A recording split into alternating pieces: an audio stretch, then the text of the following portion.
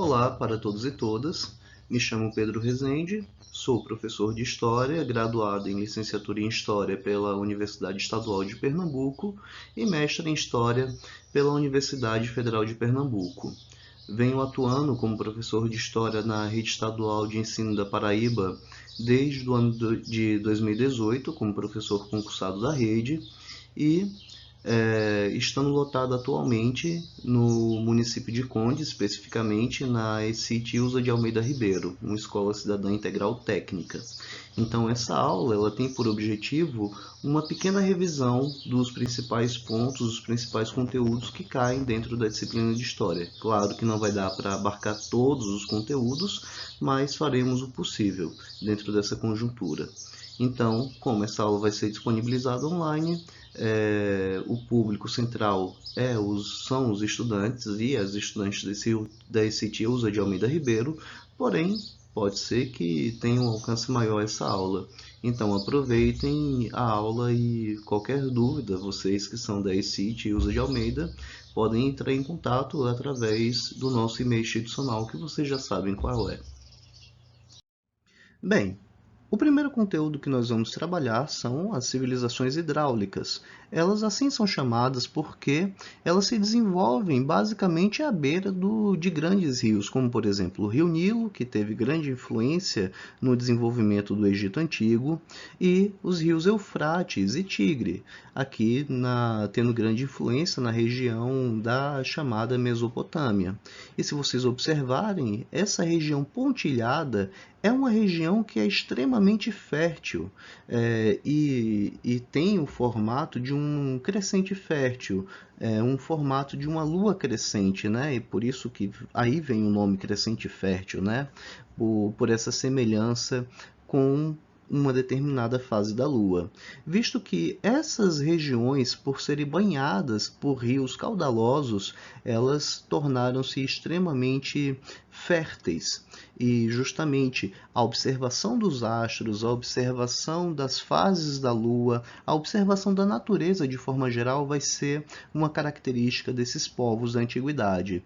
Pegando o exemplo do Egito Antigo, pegando o exemplo da Babilônia, do reino da Babilônia, são sociedades que vão ter um conhecimento em astronomia muito bem desenvolvido, justamente para conseguir ter esse maior controle de observar os ciclos da natureza e, consequentemente, poder desenvolver melhor a plantação, a agricultura e principalmente a irrigação. Por isso que essas sociedades são chamadas de sociedades hidráulicas. Tem até mesmo um historiador grego, Heródoto, extremamente famoso, que vai soltar uma frase que vai ficar extremamente famosa, que diz o seguinte: o Egito é uma dádiva do Nilo. Isso em referência ao rio Nilo. Bem, então, agora que nós entendemos que essas sociedades da antiguidade são assim chamadas de sociedades hidráulicas, vamos nos deter um pouquinho mais sobre cada uma delas. Para se falar de Egito Antigo, é necessário começar pelo óbvio, que o Egito encontra-se dentro do continente africano. É um dos tantos países que compõem o continente africano. Além do mais, é necessário também observar que devemos desconstruir uma série de narrativas eurocêntricas e racistas que foram construídas acerca do Egito Antigo. Em primeiro lugar, algo que se compõe do continente africano como um todo, com um quê de preconceito muito forte, é que a África é basicamente um grande deserto. Não, isso não é. Existem regiões desérticas, como por exemplo o deserto do Saara, bastante famoso, mas também existem regiões extremamente férteis e regiões extremamente ricas, tanto em sua fauna como em sua flora. Então essa imagem que vocês veem aqui ao fundo é um dos trechos do rio Nilo e, mais especificamente, próximo à cidade de Luxor. Bem, pessoal, de forma sintética, podemos separar a história do Egito Antigo em dois grandes períodos. O período pré-dinástico, esse daqui, de 5.000 a 3.200 a.C., onde as sociedades eram organizadas basicamente em clãs ou nomos, que basicamente é sinônimo, enquanto que no período dinástico, entre 3.200 e 1085 a.C., né? Havendo as seguintes subdivisões: período arcaico, Antigo Império, Médio Império, Novo Império e o período de declínio. Bem, sinteticamente falando, o Egito Antigo ele vai ser caracterizado, em primeiro lugar, por ser uma sociedade que sai de um modo de vida nômade, ou seja, de procurar alimentos através da coleta e da caça, circulando de um local para outro, passando a viver um tipo de vida sedentário, né? Vivendo através do sedentarismo. E isso foi proporcionado graças ao quê? Ao excedente de produção. E como é que se dava esse excedente de produção? Nós vimos em slides mais anteriores que o Egito Antigo ele vai se desenvolver às margens do rio Nilo. E isso implicou não somente na ocupação desse território perto da água, mas o domínio da água no sentido de uma produção técnica, de utilizar as águas do rio, de analisar o período em que o rio estava tendo a cheia e que estava tendo a seca, e utilizar isso para irrigação e para a utilização da terra fértil.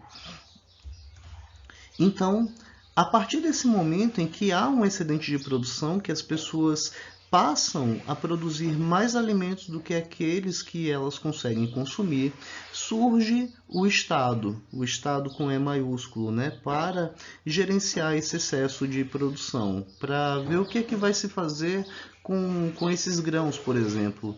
Dentro do Egito Antigo, a cevada e o trigo foram bastante plantados e bastante desenvolvidos. Inclusive, foi uma das primeiras sociedades a desenvolver a técnica de fabricação de cerveja.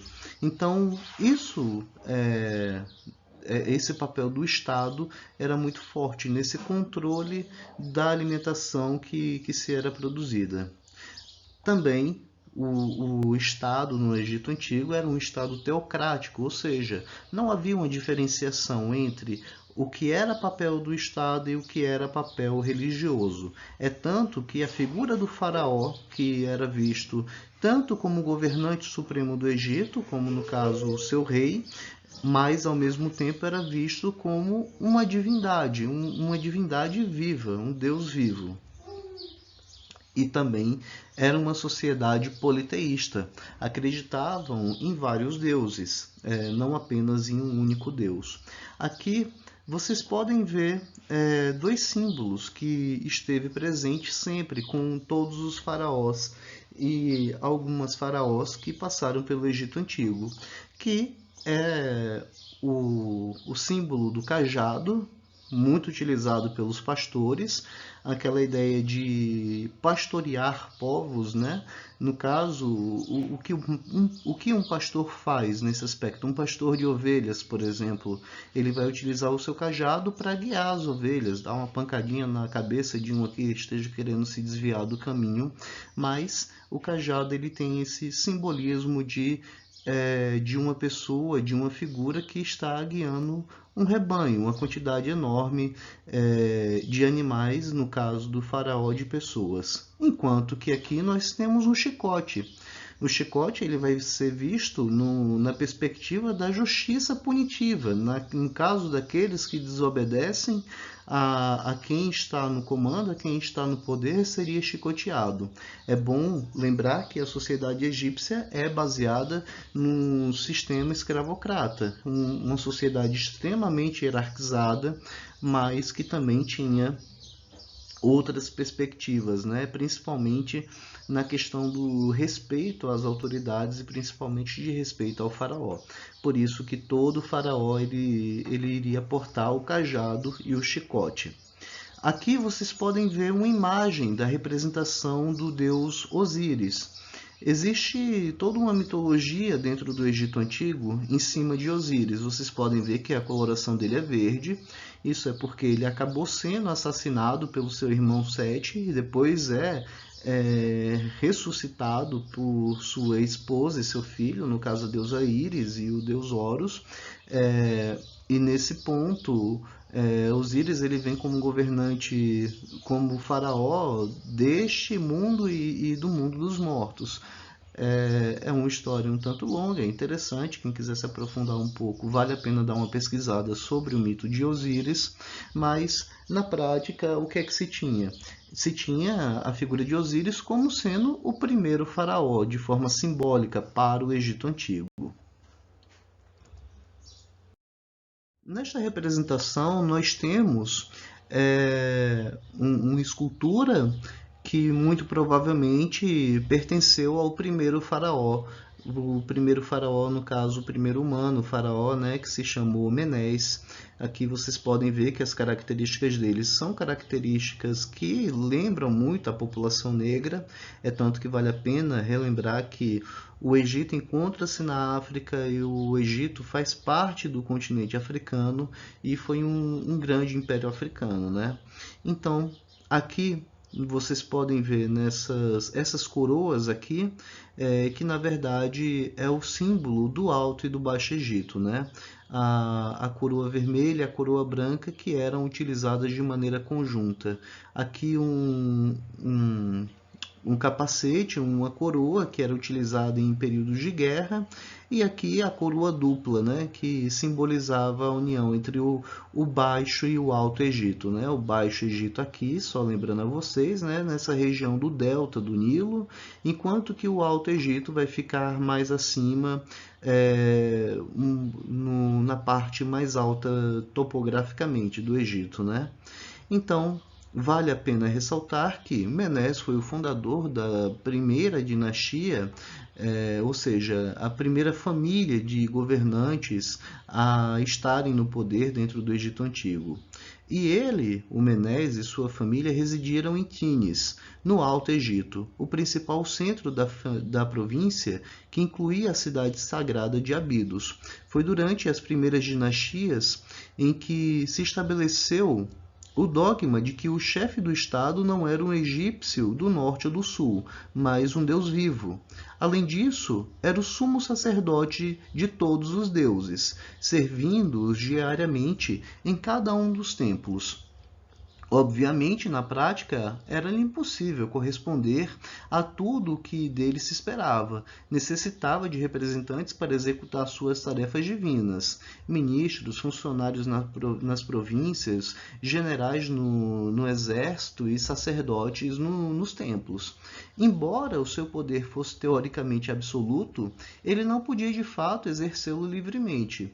Era ele a personificação das crenças e práticas muito antigas que se desenvolveram progressivamente com o passar dos anos. Na realidade, a vida dos reis era tão codificada que estes não podiam passear ou banhar-se sem submeter-se ao cerimonial estabelecido para cada um desses atos, regulado por ritos e obrigações. Os egípcios tinham apenas um termo para designar a si mesmo, que era Kamat, os negros, literalmente, como vocês podem ver aqui.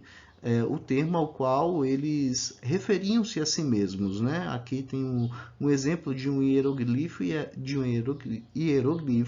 e aqui a sua tradução.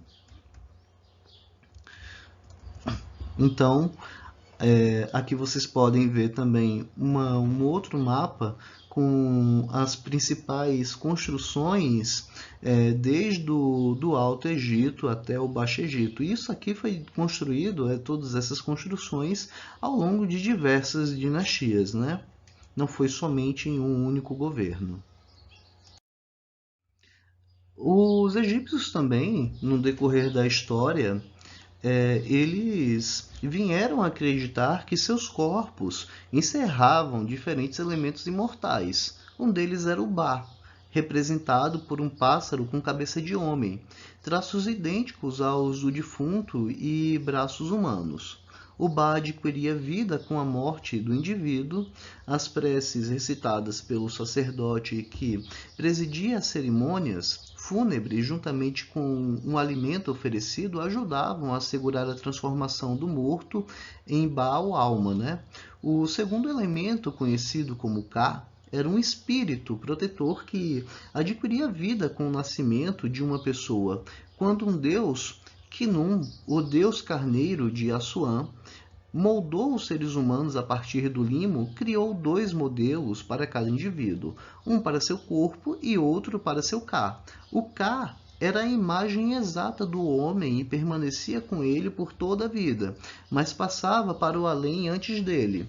Era para servir ao Ka que os egípcios proviam fartamente seus túmulos do que chamamos mobiliário funerário, um sortimento completo de tudo que o proprietário possuía em sua morada terrena.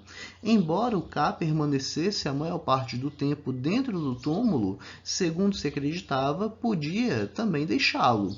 Desse modo, a necrópole era a morada dos Kas, assim como a cidade era o lugar dos vivos. Necrópole, para quem não saiba, né, cidade dos mortos, um grande cemitério. O terceiro elemento importante era o Ibe, o coração, considerado o centro das emoções e a consciência do indivíduo. Era o guia das ações durante a sua vida terrena. O quarto elemento era o Ankh, que os egípcios acreditavam ser um poder divino ou sobrenatural, adquirido apenas após a morte. As estrelas que brilhavam no céu eram os Ankhs dos mortos. Finalmente havia o corpo propriamente dito, o Khat, ou o invólucro terreno, que perecia, mas podia ser embalsamado a fim de conservar-se adequadamente para compartilhar com o Ka e o Ba a vida eterna no além-túmulo. Além das ideias sobre a vida futura no túmulo e na necrópole, os egípcios desenvolveram pouco a pouco outras concepções relativas à eternidade e ao destino reservado ao Ba. Duas dessas teorias, a solar e a osiriana, difundiram-se amplamente. A princípio, acreditava-se que o faraó morto, sendo de essência divina, residia com os deuses. Era identificado tanto como o deus Sol, Horus ou Ra, quanto como Osíris.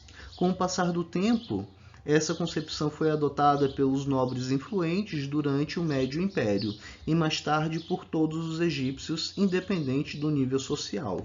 E aqui vocês podem ver uma representação de uma necrópole egípcia, né? Aqui as pirâmides, que serviam basicamente como grandes túmulos, como um local para armazenar essa energia do Ba e do Ka, dos mortos, né? E onde ficava numa estrutura subterrânea a pirâmide, guardado o túmulo do faraó, e geralmente sempre se construía um templo também próximo às pirâmides. Porém, é importante prestar atenção que para boa parte dos egiptólogos, o dogma, ou seja, a doutrina de que a realeza divina ela vai começar apenas ou vai ter uma maior força a partir da segunda dinastia. E só então o Egito se tornou uma nação unificada. A dinastia foi fundada pelo rei Zoser, que, a julgar pelas evidências, era um soberano vigoroso e capaz. Entretanto, sua fama foi consideravelmente obscurecida de seu célebre súdito Imhotep. Aqui vocês podem ver uma representação de Imhotep. Que o Imhotep ele foi arquiteto, médico, sacerdote, mágico, escritor e autor de provérbios. 23 séculos após sua morte, tornou-se ele o deus da medicina, em que os gregos chamavam de Imutes, e o reconheciam como Asclépio. Até hoje, a imagem, o cajado de Asclépio ainda é utilizado como símbolo da medicina. E sua realização mais notável como arquiteto foi a pirâmide de degraus, e o vasto complexo funerário construído para seu faraó em Saqqara, numa área de 15 hectares, na forma de um retângulo de 544 metros por 277 metros. A construção compreendia um muro circular semelhante a uma fortaleza, e Imhotep introduziu notável inovação substituindo a pedra pelo tijolo. Aqui vocês podem ver a capa do filme chamado A Múmia, fez bastante sucesso na época em que foi lançado. E nesse filme se tem uma deturpação muito grande da figura histórica do Imhotep, colocando-o como uma pessoa que estava querendo trair o faraó enfim, e montar um regime de injustiças, mas enquanto o Imhotep da vida real, ele vai ter essas características mais elogiosas que já foram descritas aqui um pouco mais atrás na minha fala. Bem, nesse slide vocês podem observar um trecho do que no Ocidente ficou conhecido como o Livro dos Mortos, mas que na verdade entre os egípcios era conhecido como o Livro da Vida. E aqui nós vemos uma pessoa sendo guiada pelo deus Anubis.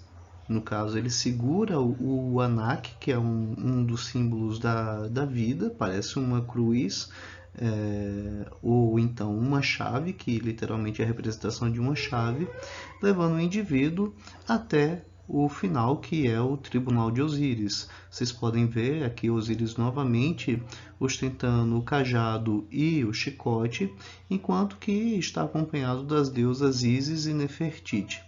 Enquanto que aqui nós vemos os deuses observando o coração desse indivíduo que vai ser pesado. No caso desse mito, se o coração fosse mais pesado do que a pluma da deusa Maat, que era a deusa da justiça, que era uma pluma retirada da cabeça da deusa Maat, então essa pessoa ela seria condenada. Então ela faz as 42 confissões negativas, ou seja, a pessoa iria declarar o que ela não fez durante a vida. E quais eram essas confissões que a pessoa deveria fazer para ser salva, no caso, para passar pelo Tribunal de Osíris? Seria: eu não pequei, eu não roubei com violência, eu não furtei, eu não assassinei homem ou mulher, eu não furtei grãos, eu não me apropriei de oferendas, eu não furtei propriedades do Deus, eu não proferi mentiras, eu não desviei comida, eu não profanei palavrões, eu não cometi adultério, eu não levei alguém ao choro, eu não senti o inútil remorso, eu não ataquei homem algum, eu não sou homem de falsidades, eu não furtei de terras cultivadas, eu não fui bisbilhoteiro, eu não caluniei, eu não senti raiva sem justa causa, eu não desmoralizei verbalmente a mulher de homem algum, eu não desmoralizei verbalmente a mulher de homem algum. Essa daqui ela se repete, a 20 a 21, né? Como afirmação direcionada a um Deus diferente, porque cada uma dessas afirmativas negativas era feita a um Deus determinado, a uma deusa determinada. Continua com a 22ª afirmação, né? Eu não me profanei, eu não dominei alguém pelo terror, eu não transgredi a lei, eu não fui irado, eu não fechei meus ouvidos para as palavras verdadeiras, eu não blasfemei, eu não sou homem de violência, eu não sou um agitador de conflitos, eu não agi ou julguei com pressa injustificada, eu não pressionei em debates, eu não multipliquei minhas palavras em discursos, eu não levei alguém ao erro, eu não fiz o mal. Eu não fiz feitiçarias ou blasfêmias contra o rei. Eu nunca interrompi a corrente de água. Eu nunca levantei minha voz, falei com arrogância ou raiva. Eu nunca amaldiçoei ou blasfemei a Deus. Eu não agi com raiva maldosa. Eu não furtei o pão dos deuses. Eu não desviei os blocos Kéfno dos espíritos dos mortos. Eu não arranquei o pão de criança, nem tratei com desprezo o Deus da minha cidade. Eu não matei o gado pertencente a Deus. Bem, essas são as 42 afirmações negativas que o indivíduo deveria fazer para passar no tribunal de Osíris. Caso a pessoa sentisse arrependimento, remorso por alguma dessas atitudes, ela não passaria no tribunal de Osíris e, consequentemente, seu coração seria devorado pelo Deus que tinha a cabeça de um crocodilo. Por isso que ele fica aqui à espreita, observando a balança que de um lado tem o coração e a outra a pena de Maat. Então isso significa não somente observar a crença religiosa dos egípcios antigos, mas também quais eram os códigos morais aos quais eles seguiam naquele determinado período. Então veja que tinha todo um rigor voltado para hábitos e para costumes aos quais eram aprovados e eram reprovados durante esse período, e que ficam muito claro nessas afirmações negativas que teriam que fazer para conseguir passar no tribunal de Osíris. Nessa imagem daqui, vocês podem observar a câmara funerária onde estava guardado o corpo do faraó Tutancâmon. Tutancâmon ele vai ter uma importância especial, principalmente para os sacerdotes durante o Egito Antigo, por conta, em grande parte, do seu pai, do faraó anterior, que ele foi o faraó Akhenaton, que qual vai ser a característica do Akhenaton especificamente? É que o Akhenaton ele vai fazer algo que foi uma grande heresia, ou seja, que foi um grande pecado para os egípcios da antiguidade, né, daquele período, que foi instituir o culto a um deus único, né, ao deus Aton, ao deus Sol. E isso mexeu bastante com as classes sacerdotais, porque as oferendas que eram feitas para os sacerdotes e o poder que os sacerdotes tinham de forma geral foi bastante minado com com a ascensão do Deus único Aton durante o reinado de Akhenaton. É tanto que tentaram de várias formas apagar todo o legado de Akhenaton. E logo em seguida, o seu filho, Tutancâmon, ele vai pegar e vai receber todas as honras possíveis e imagináveis por parte dos sacerdotes. Isso porque ele retoma o culto aos vários deuses, e aqui vocês podem ver até a imagem do babuíno, que ele representa o deus Tote, que era considerado como o deus protetor dos escribas e o deus protetor dos intelectuais, o deus voltado para a inteligência, o deus dos hieroglifos. E aqui vocês podem ver novamente a imagem de Osíris, né? Dentro dessa conjuntura da ritualística, e até mesmo aqui o escaravelho, que foi um símbolo tão forte voltado para o renascimento, né? Para a vida, para a imortalidade. Então, aqui vale a pena esse adendo de falar um pouco sobre o Tutancâmon e assim como também do Akhenaton, justamente por ele ter sido considerado dentro do Egito Antigo o faraó herege, por ter estabelecido esse culto ao deus Aton, né? Um deus único, um deus solar, mas que estaria acima de todos os outros deuses. Bem, para falar sobre os preconceitos e a construção desses preconceitos, eu trago aqui para vocês duas imagens. A primeira, à esquerda, da atriz Elizabeth Taylor, interpretando e estrelando o papel de Cleópatra, da rainha Cleópatra, e por outro, uma imagem típica de uma mulher pertencente à nobreza egípcia, à parte nobre egípcia, né?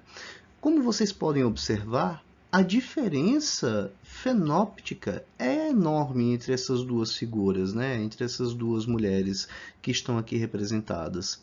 A primeira, uma mulher branca de olhos azuis, enquanto que a gente pode observar de forma muito clara na representação dessa nobre que vivia no Antigo Egito, uma mulher de uma pele mais escura, uma pele mais morena e com olhos escuros também. Então, esse filme ele foi produzido nos Estados Unidos no ano de 1963. Então, o objetivo disso era dizer o quê? Que o Egito Antigo, um território que se tornou um grande império, não foi governado por negros, mas sim por brancos. Então é importante a gente ter atenção a essas sutilezas, porque essas construções narrativas também têm uma intencionalidade a ser alcançada. E essa intencionalidade é a questão de retirar a representatividade negra das pessoas negras que exerceram poder e influência sobre vasta parte do mundo e que ainda hoje influencia. Nós vamos ver em detalhes um pouco mais sobre isso ao decorrer dessa aula. No Egito Antigo, nós podemos dividir em três grandes períodos: Antigo Império, Médio Império e Novo Império. Com relação ao Antigo Império, que vai de 3150 a.C. a aproximadamente 2400 a.C., é um tempo em que se consolidou a fusão entre os reinados do Norte e do Sul. O que seriam esses reinados do Norte e do Sul? Os reinados do Norte seriam justamente essa região que está ao norte, no caso, no delta do Nilo, do rio Nilo, né? E no caso, os reinos do Sul seriam esses reinos mais abaixo, né?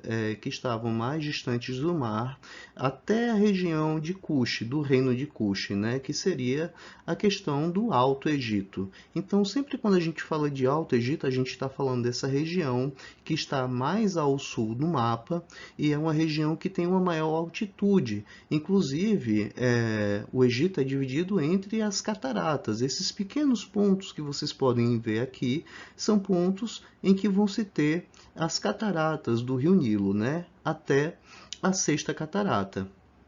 Então, esse antigo império ele vai ser marcado justamente por essa característica de juntar o Médio, o Alto Egito com o Baixo Egito, né? Já o poder ele estava centralizado na cidade de Mênfis, que vocês podem ver aqui no mapa, a cidade de Mênfis, que já se situava ao norte do Egito. Por isso, esse período ele vai ser conhecido como o Império Menfita, justamente pela sede do Império ser em Mênfis. A partir de 2400 a.C., o poder do faraó se enfraqueceu devido à ação dos nomarcas, governantes das aldeias. Já quando a gente fala do Médio Império, falamos de uma época em que a unidade entre o norte e o sul foi reforçada com o deslocamento no centro de poder para Tebas, ou seja, a capital, ou seja, o centro do império, o centro de decisões passa a vir para essa região aqui, que vocês podem observar que fica numa região mais central entre o Baixo Egito e o Alto Egito. Mas aqui a gente pode observar que nesse período iniciou-se também a expansão do império em direção ao reino da Núbia, ao sul. Vamos começar agora a falar um pouco sobre a Mesopotâmia. Como dito um pouco mais atrás, a região da Mesopotâmia ela vai ser banhada pelos rios Eufrates e Tigres, os dois principais rios, não é? E aqui temos os pontos de algumas cidades extremamente importantes, como a cidade de Nínive, a cidade de Assur, a cidade de Quis, a cidade da Babilônia, a cidade de Ur, onde se foi encontrado o primeiro grande poema épico da humanidade, a epopeia de Gilgamesh, que foi encontrada em tábuas de argila, mas um pouco mais à frente a gente fala sobre isso. Mas o que é que a gente tem que compreender logo de cara? Que os primeiros povos que ocuparam essa região da Mesopotâmia foram os sumérios, que foram responsáveis pela escrita cuneiforme. No próximo slide vocês vão ver um exemplo disso. Os acádios, os amoritas ou babilônios. Quando se falarem de amoritas ou de babilônios, vocês entendam como o mesmo povo, como os mesmos povos, tá certo? Assírios e caldeus ou neobabilônios. No caso aqui, neobabilônicos. Os caldeus ou neobabilônicos tratam-se também do mesmo povo. Aqui vocês podem ver um exemplo de uma tábua de argila com escrita cuneiforme. Como dito mais atrás, a escrita cuneiforme foi desenvolvida pelos povos sumérios. Eram feitos com essa escrita, eles pegavam uma argila mole e pegavam uma vara que era afiada como um estilete e era formada em formatos de cunha. Por isso que o nome dessa escrita tornou-se escrita cuneiforme. A base da economia dentro dos reinos da Mesopotâmia era a agricultura, e justamente novamente vem a questão dos rios Tigre e Eufrates e as tecnologias desenvolvidas nessas sociedades, que eram utilizadas para irrigação e para o desenvolvimento da agricultura. E um exemplo de tal tecnologia, tanto no aspecto hídrico quanto no aspecto arquitetônico, são os jardins suspensos da Babilônia, que ficaram extremamente conhecidos no mundo inteiro, inclusive sendo considerado como uma das 7 maravilhas do mundo antigo. Aqui temos uma representação de como supostamente seriam os jardins suspensos da Babilônia, né? Uma construção em que literalmente fizeram um prédio, né? Uma grande construção, onde haviam várias espécies de plantas, de árvores, formando um belo jardim dentro de um dos palácios, né? Dentro de um dos palácios reais na região da Mesopotâmia, especificamente durante o período da Neobabilônia, né? Nesse ponto aqui, nós podemos ver um exemplo das ruínas de um zigurate. Era uma estrutura piramidal, era um prédio de estrutura piramidal que era utilizado com funções sacerdotais. Eram povos politeístas, assim como os povos do Egito Antigo, com algumas diferenças. Daqui a pouco a gente fala um pouco sobre o zoroatrismo, né, que foi bastante influente durante o reino da Babilônia.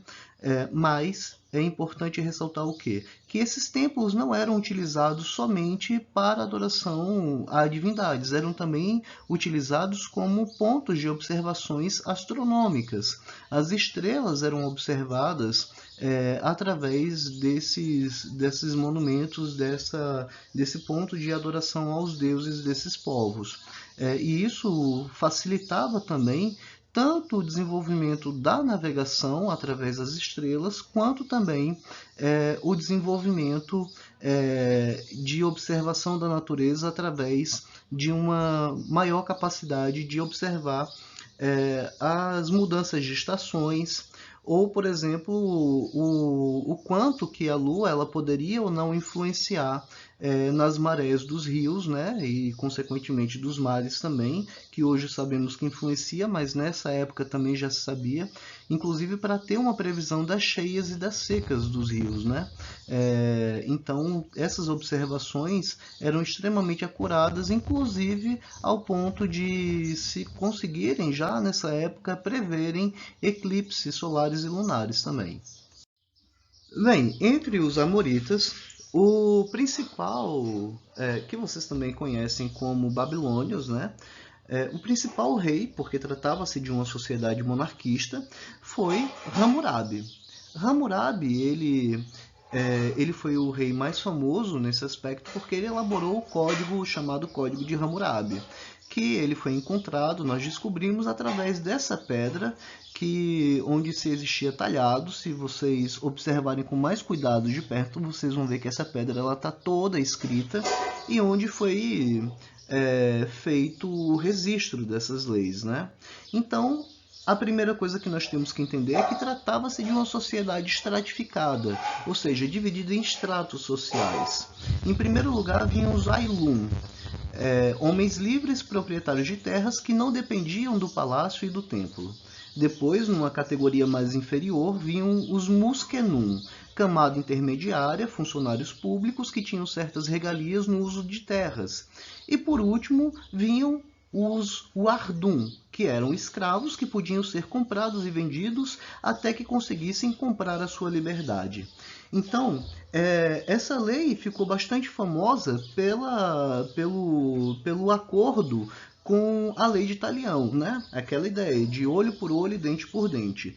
Sendo que não era somente uma questão de que olho por olho e dente por dente, porque essa hierarquia era obedecida, essa hierarquia entre o Ailum, Muskenum e o Ardum era extremamente observada. Então vejam, vou ler para vocês alguns artigos do Código de Hammurabi. O capítulo 1 começa da seguinte forma: dos sortilégios e dos juízos de deuses. Artigo 1º.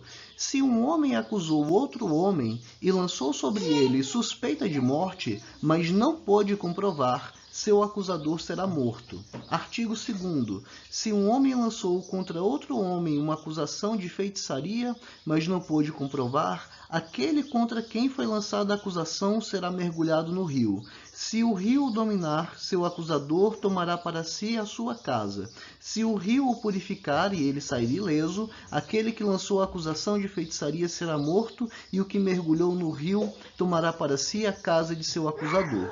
Capítulo 2. Do falso testemunho e prevaricação dos juízes. Artigo 3º. Se um homem em processo se apresenta como testemunha de acusação e não prova o que disse, se o processo importa em perda de vida, ele deverá ser morto. Artigo 4º. Se apresentou-se com um falso testemunho por causa de grão ou de prata, ele carregará a pena desse processo. Artigo 5º. Se um juiz julgou uma causa, proferiu uma sentença e exarou um documento selado e depois alterou seu julgamento, comprovarão contra esse juiz a alteração feita e ele pagará até 12 vezes a quantia que estava em questão. Além disso, falo-ão levantar-se do seu trono de juiz na Assembleia e não tornará a sentar-se com os juízes em processos. Então, bem, aqui vocês começam a observar que, inclusive, existia uma legislação tanto para... Começa logo com a questão das divindades, né, dos crimes contra os deuses, e vindo pela questão do comportamento dos juízes, né? Um pouco mais à frente, no capítulo 8º das sociedades, né, no artigo 101 se fala: se não obter lucro onde esteve, o comissionário dará ao mercador o dobro da prata que recebeu. Então, vocês podem observar que o Código de Hammurabi ele vai legislar sobre muitas questões. E aí a gente vem para uma das partes mais famosas, que são os delitos e penas, lesões corporais, talião e indenizações. Talião significa vingança, vendetta. Então, trata-se dessas questões no capítulo 11. No artigo 195 disse: se um filho bater em seu pai, cortarão sua mão. Artigo 196. Se um homem destruiu o olho de um homem, destruirão o seu olho. Artigo 197. Se quebrou o osso de um homem, quebrarão o seu osso. Artigo 198. Se destruiu o olho de um homem vulgar ou quebrou seu osso, pesará uma mina de prata. Artigo 199. Se destruiu o olho do escravo de um homem ou quebrou o osso do escravo, pesará a metade de seu preço. Então vocês podem observar que essas leis, quando se tratam de iguais, o tratamento e a punição é feita entre iguais. Por exemplo, um Muskenum agredindo outro Musquenum. Se ele quebra o braço, se ele quebra um osso de um outro Musquenum, a pena aplicada, segundo o Código de Hammurabi, seria a quebra do seu próprio osso. Mas se no caso um Musquenum ele pega e ele fura o olho de um Ardum pertencente a um Musquenum ou a um Ailum, alguém que está numa caixa superior, ele não vai reparar o Airdum, ou seja, ele não vai reparar o escravo, ele vai reparar ao proprietário do escravo. Então, e o escravo não, da pessoa que estava em situação de escravização, porque escravização justamente porque não é uma condição, as pessoas estavam na condição de escravas, não era que elas estavam predestinadas a serem escravas, é bom fazer esse comentário. E também é importante que vocês notem que não havia também essa distinção étnica entre quem era escravo e quem não era. Por exemplo, poderia ser uma pessoa branca ou uma pessoa negra, porque normalmente os Wardum dentro dessas sociedades, elas eram pessoas que ou elas eram prisioneiras de guerra, ou descendentes de prisioneiros de guerra, ou então pessoas que entraram na condição de escravidão através de endividamento, porque havia a possibilidade das pessoas que se endividavam e não conseguiam pagar suas dívidas entrarem na condição de Wardum dentro dessa sociedade. Então, para resumir, vocês podem ver que tratava-se de uma sociedade estratificada, a gente pode ver até pelos exemplos de leis que eu citei para vocês, assim como também é uma sociedade onde a legislação era extremamente rígida. Bem, com a morte de Hammurabi, o império da Babilônia, ele vai passar a ser dominado pelos assírios. E aí a gente vai ter um período em que essa região ela vai ser dominada pelos assírios, que tinham como característica serem extremamente violentos com os povos derrotados. E vai ser nessa conjuntura em que vai ocorrer uma coligação formada por caldeus e medos para destituir os assírios do poder. Vai ser nesse momento que vai surgir o Império Neobabilônico, a Nova Babilônia. E vai ser durante o governo de Nabucodonosor II que vai se ter o ápice desse império. Aqui vocês veem uma imagem de uma moeda, a efígie, no caso, a imagem do Nabucodonosor II cunhado na moeda. Vai ser após a morte de Nabucodonosor II também que o império entra em decadência e passa a ser dominado pelos persas. Porém, é importante ressaltar que durante o governo de Nabucodonosor houve a destruição do reino de Judá e sua capital Jerusalém. A destruição de Jerusalém levou ao cativeiro babilônico, aquele trecho onde se tem no Velho Testamento para os cristãos e a Torá, livro sagrado dos judeus, que a gente tem essa descrição, que foi quando a população da cidade e as pessoas das terras vizinhas foram deportadas para a Babilônia. Os judeus, a partir de então, se referiram a Nabucodonosor como o maior inimigo que haviam enfrentado até aquele ponto, como um destruidor de nações. O livro bíblico de Jeremias descreve Nabucodonosor como um inimigo cruel, mas também como governante do mundo apontado por Deus e como um instrumento divino para punir a desobediência.